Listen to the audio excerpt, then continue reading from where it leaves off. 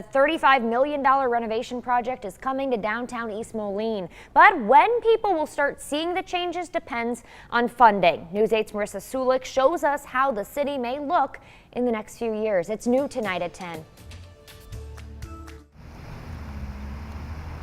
East Moline has all the aspects of a downtown: food, a bar scene, and new developments. We're looking to gain more businesses and more restaurants and more of that experience, so that when you do come to East Moline, you're here for the day. But architect Andrew Dasso at the Rust Belt says there's a missing link. One of the big things for the master plan was how do we respond to the railroad? How do we cross the railroad with pedestrians and cars? Well, the downtown was there's no question it was struggling a bit.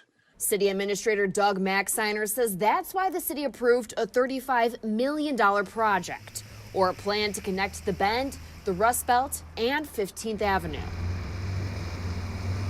We'd like to be able to draw visitors that are going to the Bend or the Rust Belt. We'd like to get those visitors interested in coming and exploring other parts of our downtown. New landscaping, trails, outdoor restaurant seating are all part of the addition.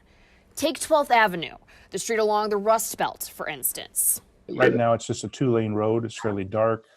There's no pedestrian access there. There's no bike access there.